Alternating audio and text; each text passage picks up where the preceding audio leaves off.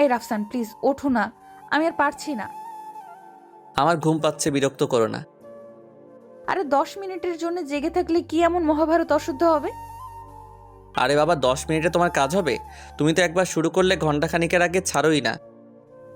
আরে আমার হাত পা অবশ হয়ে আসছে, প্লিজ ওঠো। আমি পারবো না, আমি একটু আগে খাবার খেয়ে এসেছি, আর তারপর তুমি যে অবস্থা করলে আমার, প্রথমে করতে দাও না, আর যখন ধরো তখন আর ছাড়তে চাও না। আরে বাবা জাস্ট 10 মিনিট লাগবে প্লিজ, আমার হাত পা কাঁপছে, আমি একা কিভাবে করব? একা করবে মানে? আমি বেঁচে থাকতে তুমি একা একা নিজে করতে যাবে কেন?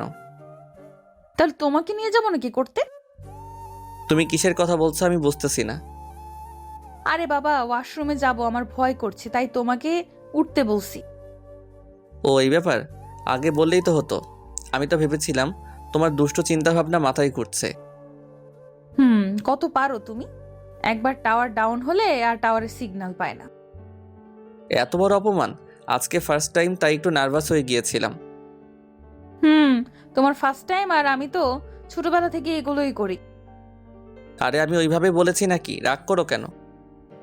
রাগ করবো না, এমনিতেই ভূতে ভয় পাই, তার উপর এরকম বাইরের দেশে হোটেলে একা একা টয়লেটে যেতে ভয় লাগে না বুঝি? হুম, ভয় তো তোমার একাই লাগে। তোমার মতো একটা চুন্নির সাথে শুয়ে আছি, আমার আর কিসের ভয়? তোমাকে বিয়ে করাটাই ভুল। আমারও বয়ে গেছে তোমাকে বিয়ে করতে। এখন এখানে আমার সাথে ঝগড়া না করে আমাকে হেল্প করো। কিছুদিন আগে ভার্সিটির একটা ক্যাম্পাসে আমাদের গল্পের হিরো বসে আছে তার বন্ধুদের নিয়ে। এই নোবরা, তুই ওখানে গিটার নিয়ে বসে কি করছিস? সারা রাত গিটার বাজিয়ে এখন দিনের বেলাতেও গিটারটাকে একটু শান্তি দিবি না? আমি রাতে গিটার বাজাই তাই না? আর তুই তো মেয়েদের ফেক আইডি খুলে ছেলেদের সাথে কথা বলিস।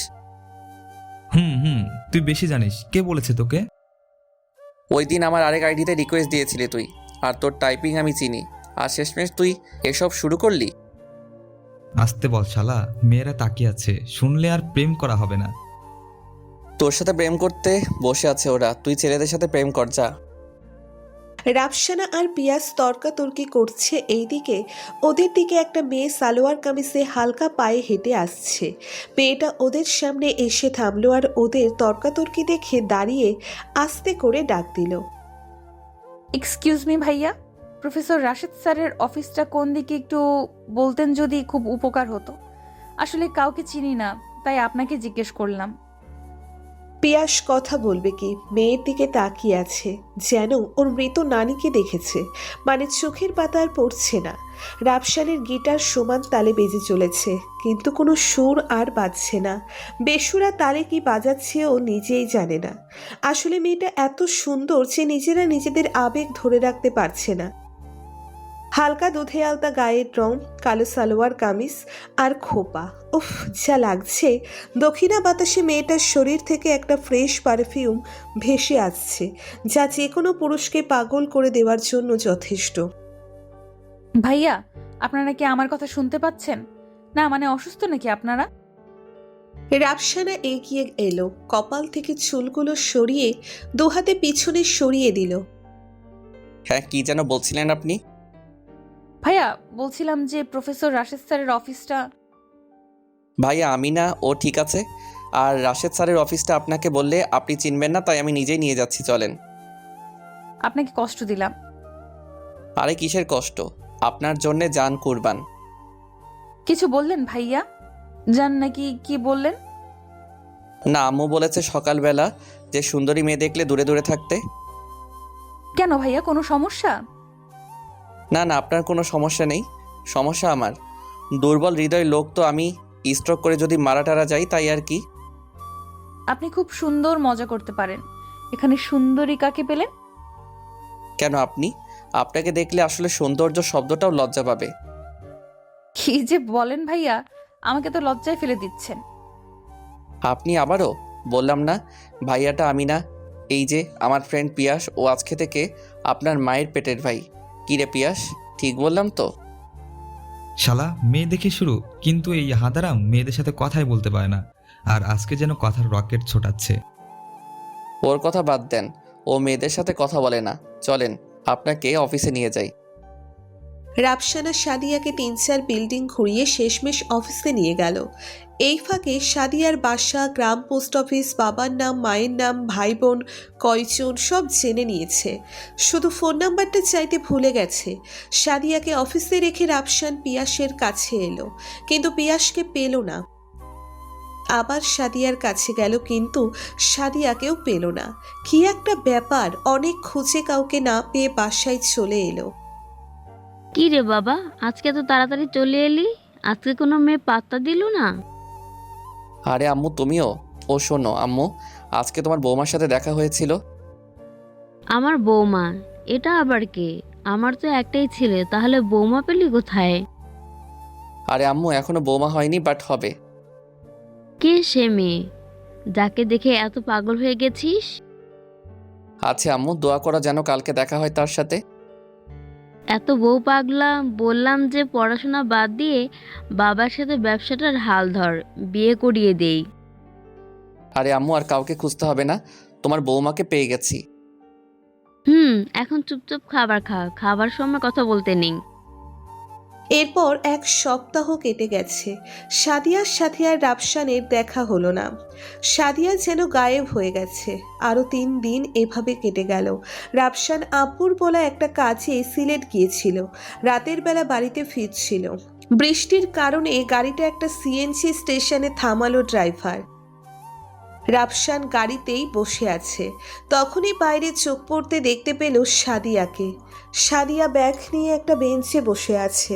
রাফসান গাড়ি থেকে বেরিয়ে সাদিয়ার কাছে গিয়ে সাদিয়ার কাঁধে আঙ্গুল দিয়ে একটা খোঁচা দিল। ম্যাম, এখানে এত রাতে ব্যাগ নিয়ে বসে আছেন কেন? আর রাফসান ভাইয়া, সরি। রাফসান না? এখানে কি করছো? কোথাও যাচ্ছ? আরে বলো না আর। আমি ভার্সিটি যাওয়ার জন্য রওনা হচ্ছিলাম। আমার ব্যাগটা চুরি হয়ে গেছে। এখন টাকাও নেই, প্লাস ফোনটাও নিয়ে গেছে। ইস, কতক্ষণ যাবত এখানে বসে আছো? সন্ধ্যা থেকেই। কাউকেই চিনি না, এখানে সাহায্য চাইবো সেটাও পারছি না। তোমার ফোনটা একটু দেওয়া যাবে? বাসায় ফোন দিয়ে কিছু টাকা আনাতাম। বাড়িতে ফোন দিলে ওনারা টেনশন করবেন, এর থেকে ভালো আমার সাথে চলো। কিন্তু তোমার কোনো প্রবলেম হবে না তো? আরে কি বলো, এটা কোনো ব্যাপার? আমি তো চাই সারা জীবনের জন্য তোমাকে আমার পাশের সিটে বসাতে। কি যেন বললে একটা? কই কিছু বলিনি তো। আমি বলেছি যে আমি বাড়ি থেকে গাড়ি নিয়ে এসেছি, সমস্যা হবে না। গাড়ি পুরোটাই ফাঁকা। তাহলে তোমাকে অগ্রিম ধন্যবাদ। ব্যাপার না, চলো। এর আগে বলো, কিছু খেয়েছো? না, আসলে টাকাগুলো সব চোর। ভালোই হয়েছে, আমিও ডিনার করিনি, আর বাড়ি ফিরতে ফিরতে আরও অনেক সময় লাগবে। চলো গাড়িতে উঠে বসো, হোটেলে গিয়ে ডিনার করে নেই। আবারও অগ্রিম ধন্যবাদ। আসলে তোমাকে এখানে এভাবে পাবো কল্পনাও করিনি। কথা বললে পেট ভরবে না, চলো, রাত হচ্ছে। রাফসান সাদিয়াকে নিয়ে একটা রেস্টুরেন্টে গিয়ে দুজন হাসি আনন্দে ডিনার করে নিল। সাদিয়া রাফসানের ব্যবহারে খুবই ইমপ্রেসড। সাদিয়ার হোস্টেলের সামনে গাড়ি এসে থামল। রাফসান, আজকের জন্য অনেক অনেক ধন্যবাদ।